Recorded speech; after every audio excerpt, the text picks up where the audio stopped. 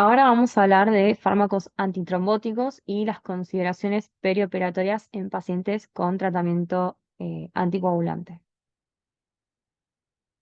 Dentro de los fármacos antitrombóticos tenemos distintas clases y subclases de fármacos disponibles, en los que tenemos a los antiagregantes, que van a afectar la agregación plaquetaria, dentro de los cuales van a estar los inhibidores de la ciclooxigenasa, como los AINES y la aspirina.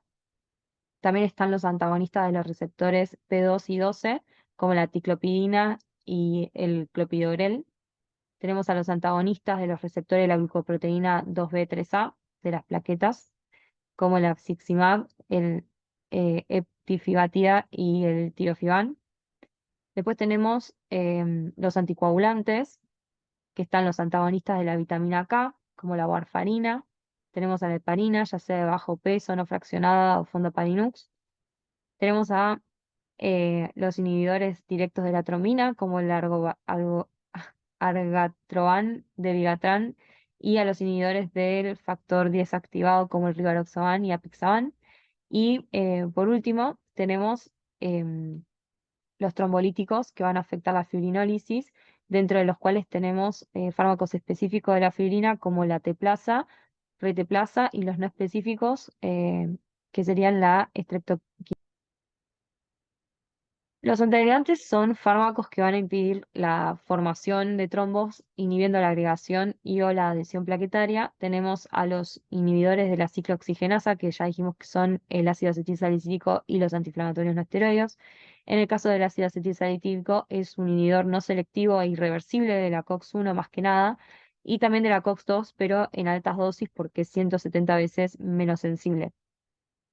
Como las plaquetas no tienen núcleo, no pueden sintetizar nueva COX una vez que es inhibida por el ácido acetilsalicílico.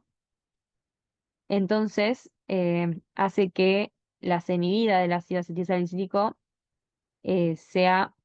dure toda la vida de la plaqueta, aunque solo sea de 15-20 minutos del fármaco por sí. Entonces, la vida de plaqueta son 7 a 10 días, pero como la producción diaria de plaquetas es de un 10 a un 12% de las plaquetas totales diaria, la hemostasia tarda menos de 7 a 10 días en volver y volvería a la normalidad en 2-3 días después de una última dosis de aspirina. Y en situaciones de urgencia se puede revertir con la transfusión de plaquetas. En el caso de los antiinflamatorios no esteroides, son inhibidores no selectivos y o sea, reversibles de la COX. em, y con estos fármacos, la función plaquetaria se normaliza después de 3 días de interrumpido el tratamiento. Siguiendo con los antiagregantes, tenemos a los antagonistas de los receptores P2 y 12, que van a impedir la expresión de glucoproteínas de la superficie de las plaquetas y en consecuencia van a impedir su agregación y adhesión. Dentro de este grupo de fármacos están la ticlopidina, el clopidogrel y el prasugrel, que van a pertenecer a las tienopiridinas y son profármacos, es decir, que necesitan metabolizarse para generar el metabolito activo, a diferencia del ticagrelor, que es activo por sí mismo tanto la molécula original como el metabolito. Y de este grupo, el más descripto es el clopidogrel, y en este caso la función plaquetaria se va a normalizar a los 7 días de interrumpido. Y en cuanto a la ticlopidina, la función plaquetaria se normaliza a los 14-21 días. Y en cuanto al cangrelor, que es el único de administración endovenosa, la función plaquetaria se normaliza a los 60 minutos y es el que acción más rápida tiene. Por último, dentro de los antiagregantes tenemos a los inhibidores de la glucoproteína 2B3A, que son el apiximab, eptifibatida y tirofiban, que lo que hacen es impedir la agregación al reducir la unión de fibrinógeno y factor de von Willebrand a los receptores de glucoproteína 2B3A. Entre los anticoagulantes orales tenemos a la warfarina y el acenocumarol como los más importantes. Em, Lo que hacen estos fármacos es inducir un estado análogo a la deficiencia de vitamina K, inhibiendo la formación de factores activos de la coagulación vitamina K dependientes, que dijimos que eran el 2, el 7, el 9 y el 10. También interfieren en la carboxilación de moléculas de ácido glutámico de los factores 2, 7, 9 y 10, motivo por el cual también interfieren con la interacción con el calcio y disminuyen la formación de trombina y la formación del coágulo en consecuencia. La heparina tiene un mecanismo de acción mediante la inhibición indirecta de la formación de trombina y factor 10 de la coagulación al unirse al cofactor antitrombina 3. Entre las ventajas de la heparina está que tiene corta semivida y tiene reversibilidad total con protamina en el caso de la heparina no fraccionada. Tenemos distintos tipos de heparinas disponibles, entre las que están la heparina no fraccionada, que tiene, como ya dije, corta semivida, aproximadamente 2 horas, y reversibilidad total con protamina. Después tenemos a la heparina de bajo peso molecular, que tiene una semivida más larga, que era no fraccionada, aproximadamente de 3 a 5 horas, y esta se obtiene justamente escindiendo la no fraccionada en fragmentos más cortos, y el Fondaparinux, que es un pentasacárido sintético, también de semivida más larga que la no fraccionada y la de bajo peso, y ambos, tanto el Fondaparinux como la heparina de bajo peso, actúan de forma más específica sobre la antitrombina para inhibir al factor 10 y no afectan el tiempo de tromboplastina parcial activado, y no suele ser necesario pruebas de coagulación, aunque sí puede ser necesario medir la actividad del antifactor 10 en pacientes con concentraciones impredecibles de estos fármacos, como serían embarazadas o pacientes con insuficiencia renal. En cuanto a la reversibilidad, la protamina reverte parcialmente el efecto de la heparina de bajo peso molecular y no va a revertir al fondaparinux.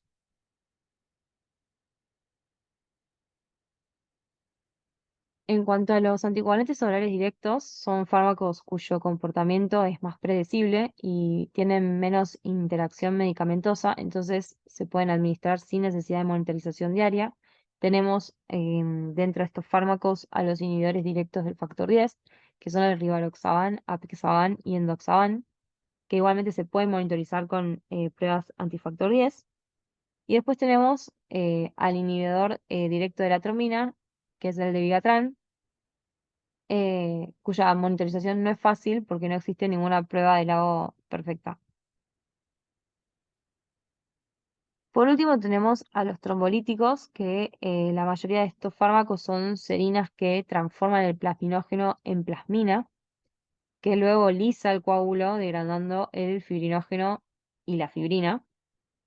Em, Se dividen en específicos de la fibrina, que serían el ateplasa, reteplasa y tenecteplasa, y en no específicos de la fibrina, que son la streptokinasa. Sería la streptokinasa. Em, Cuando se usan estos fármacos, se contraindican las intervenciones quirúrgicas y la punción de vasos no comprimibles dentro de los 10 días siguientes a su uso. Bueno, ahora vamos a hablar de el manejo perioperatorio de pacientes anticoagulados. Para esto es necesario valorar conjuntamente el riesgo hemorrágico y el riesgo trombótico. A nivel trombótico, el riesgo es estratificado en función del motivo de la anticoagulación o antiagregación y la comorbilidad del paciente. En el caso de pacientes anticoagulados, el riesgo de trombosis se estratifica como podemos observar en este cuadro, y tenemos como antecedentes em, la presencia de válvula mecánica, de fibrilación auricular y de tromboembolismo venoso. Entonces, un alto riesgo, por ejemplo, sería eh, la presencia de más de un 10% por año de riesgo de tromboembolismo arterial o más de un 10% por mes de tromboembolismo venoso, y se incluye en esta categoría a pacientes con válvula mitral mecánica, válvula aórtica de primera generación o ACV o AIT reciente. Se incluye también a pacientes con un CHAT score de 5 o 6, fibrilación auricular y ACV o AIT reciente. fibrilación auricular y enfermedad valvular reumática, y antecedentes de tromboembolismo venoso reciente o severa trombofilia.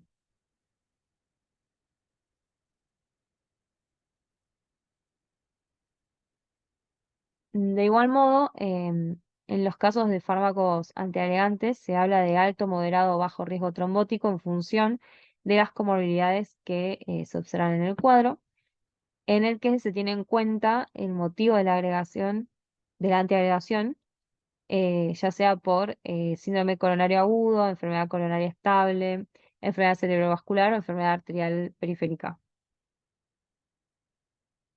En cuanto al riesgo de hemorragia, también se divide en alto, moderado y bajo.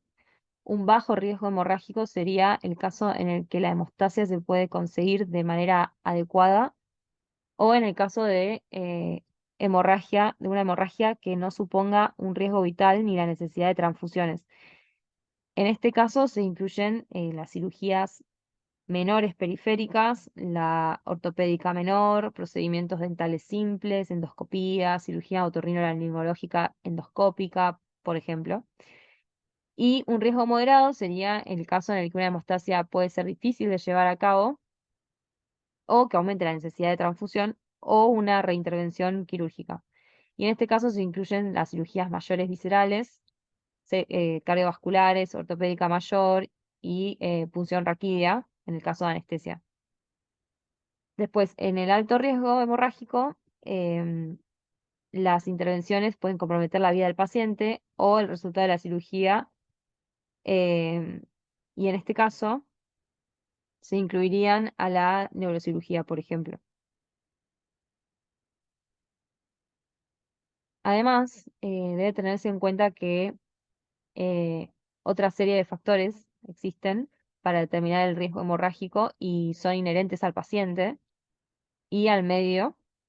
em, y eso serían la edad por encima de 65 años, insuficiencia renal o hepática, tratamientos concomitantes que afecten a la hemostasia, antecedentes de hemorragia espontánea los últimos 3 meses previos a la intervención o procedimiento invasivo, trombocitopenia y o trombocitopatía, y un RIN lábil en pacientes tratados con fármacos antivitamina K.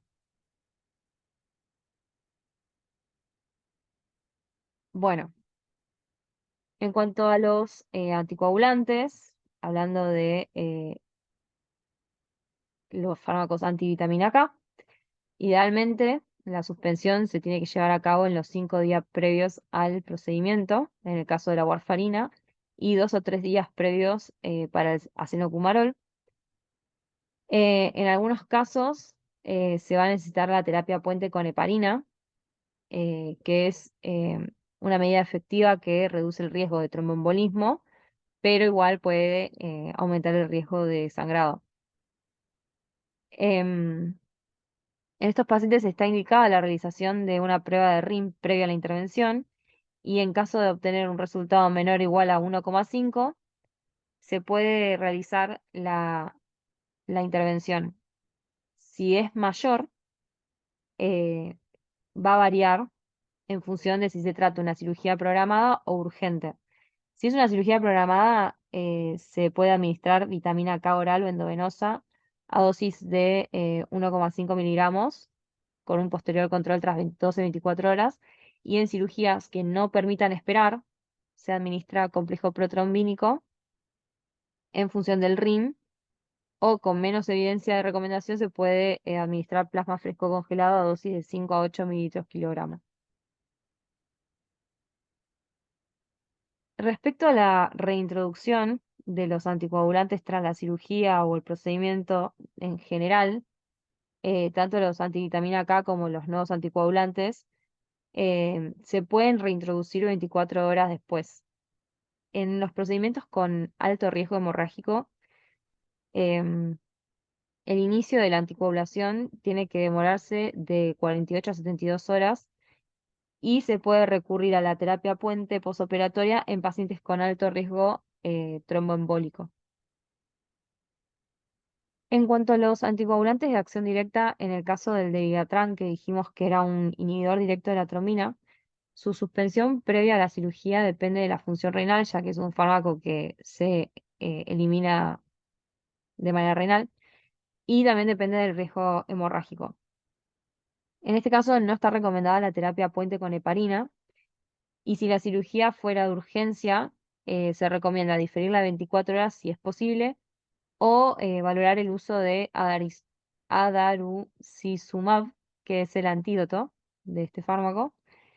Y en cuanto a los inhibidores directos del factor 10, la suspensión previa a la cirugía o anestesia depende del riesgo hemorrágico de la cirugía y en aquellos procedimientos que tengan un bajo riesgo deben retirarse a los 24 o 36 horas previas, mientras que si son procesos de riesgo moderado o alto, se deben esperar 48 horas.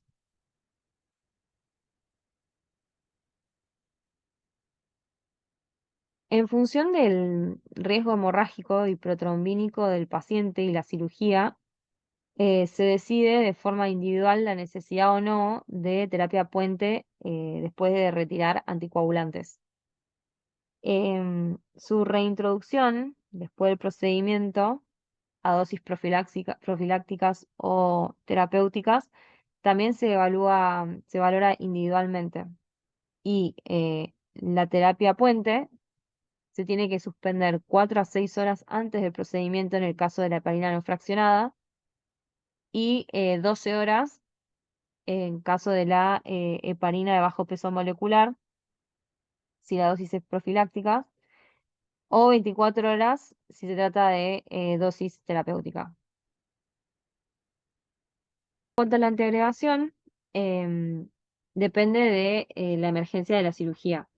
En cirugías o procedimientos urgentes o emergentes que no pueden demorarse, se tiene que mantener la antiagregación, pero en el caso de cirugías programadas, la decisión depende del motivo de la indicación de la antiagregación.